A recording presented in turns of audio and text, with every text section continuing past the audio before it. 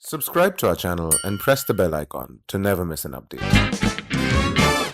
I believe there are two things which are very important in life. Uh, One is having a good clarity why I want to pursue something, and second is associating that with the impact it would create.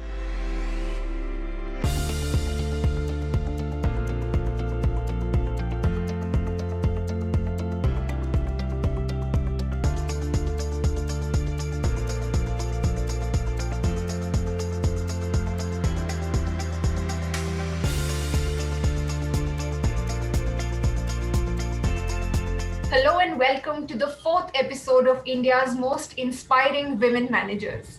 My name is Ocean and I take pleasure in welcoming the woman who has battled challenges of life and emerged victorious in the face of adversity on multiple occasions. Anuradha Srivastav lost her mother when she was in college, but that loss could not stop her from securing a 97.89 percentile on the CAT, graduating from IIM Raipur and kickstarting her career from Infosys to Cognizant. Anuradha, it is a privilege to have you with me today. Thank you so much for joining us. Thanks a lot, Oshin. Thanks a lot. Anuradha, what were the challenges you faced and overcame during your journey of self preparation to BIT, which is one of the top engineering colleges of the state of Jharkhand? I was born in a very small town, and my childhood was spent in a small town near Varanasi. And it was around class 10th, then I moved to Jamshedpur. That itself was a very big culture change for me coming from a very small town. That pressure was there, and that helped me perform well in class 10th exam. From there onwards, there was no looking back. Particularly from class 10th, I was the district topper for Saraikela district, and it was a very joyous moment for my family and friends. Class 11th was the phase when my mother's health started deteriorating, and I would say it was more of a motivation rather than hindrance, because my mother always believed that come what may, I should excel and I should be doing justice to the talent that I have.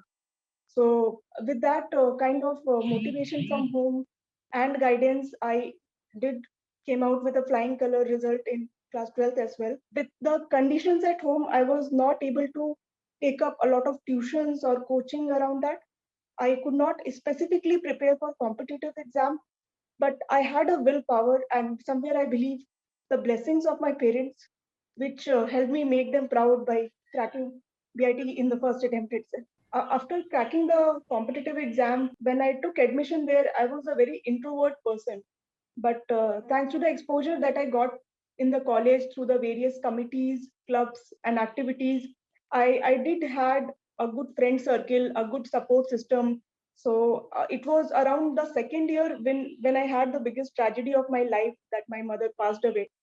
But it was thanks to this support system that I could regain my confidence, join back the college, and contribute to the college by becoming a placement member in terms of the TPO cell. I could crack the first company which came on campus, which was Infosys. It sounds like you've overcome challenges with such ease and poise, Anuradha. I want to ask you next what your experience at Infosys was like. You were placed as a software engineer. What was that experience like, and what made you want to go for an MBA from there on? Infosys is more of a dreamland for any fresher to start their career. The way they have their training campus, the world-class facilities, as well as the training which makes everyone corporate ready. Because there is always a gap in terms of the curriculum that we study in our college and the expectation that comes with the corporate world. I spent 2 years in the area of web analytics, which was a very upcoming field around that time. Worked for a Fortune 500 client, got the kind of recognition someone like me needs for motivation in the early stage of career. But deep down, there was always a question that what impact I'm creating by doing this. All these technical changes, how do they impact the client environment? What is that the client is benefiting through those? And that question somewhere made me motivated to explore the next opportunity, which was MBA in terms of pursuing CAT. There were a lot of seniors in my team who spoke with a lot of conviction. They came with a very clear thought process. I wondered what made them different from me, and what is that is needed to be like them. When I decided to do MBA, it was already quite late, and I didn't have time to spend on a very structured coaching, I thought it would be a good idea to work on my own weak areas, which I'm very well aware of, and try to convert them into strength areas in a shorter period of time. And that's how I ended up writing CAT.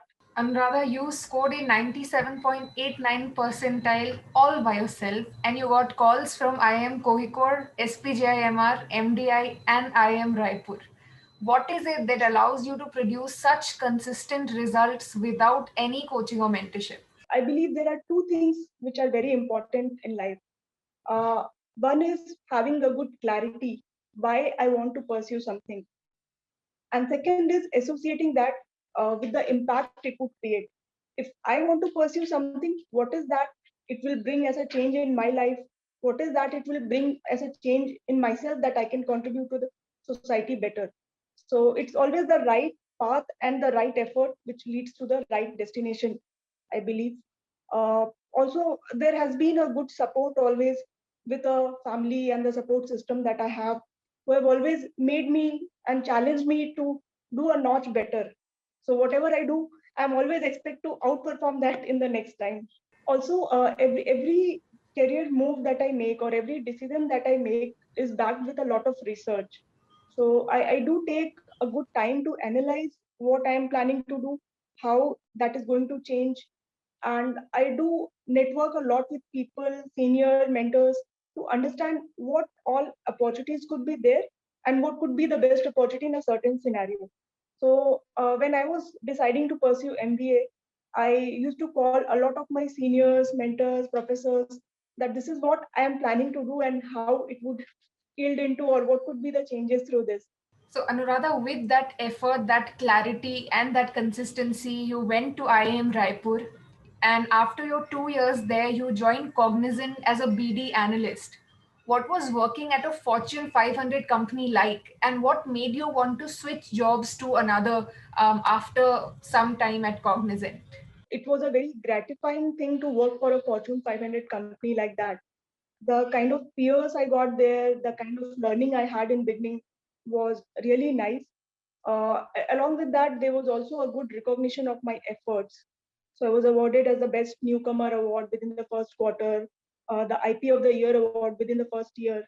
So those were the period which made me have more confidence in myself, and I started exploring in what is that interests me. I was juggling into multiple roles. I was doing client management, I was doing stakeholder management, bid management, along with some analytics portfolio. So again, the question was that, do I want to spread myself as a generalist, or do I want to focus my energy into one particular area as a specialist? So that made me think about the next move, where I tried to specialize my career and transition into a more analytics focused role. Anuradha, what are some specific career options for software engineers post their MBA in India? I classify them into two types. One of them could be someone who wants to specialize more and understand more towards the business perspective and get back to IT sector itself, or someone who wants to transition their career into different sector. And MBA is something which provides platform for both. So someone who wants to specialize into IT, they could get into a more of a project management, IT management kind of role. While people who want to do a transition, they can either take a midway path towards a product management kind of profile, towards having more of a business understanding or working on a consulting kind of projects. But someone who wants to totally do a sector change, they can go for a finance related profile, or a marketing related role, or a sales related role. So all those opportunities are always open. It's up to a person and their own perspective how they want to take it up. There are a lot of courses available right now which help you build the skills. A lot of degrees provided by some of the premium institutions, and a lot of hands-on projects available. I believe hands-on project is one of the good way to go about having a very detailed knowledge and building your own confidence in the area of analytics. The certifications in this area do matter a lot in terms of having any Microsoft certified degree for analytics, or doing something around visualization. The kind of project portfolio that we can build on Kaggle and platforms like that do help us attract and network with the right kind of people, as well as develop a very good entry profile when we are trying to transition into a career into analytics. Anuradha, you have been a self learner throughout your life. You lost your mother, but that loss could not stop your successes. And today, you're not only a successful working professional, but also a soon to be mother.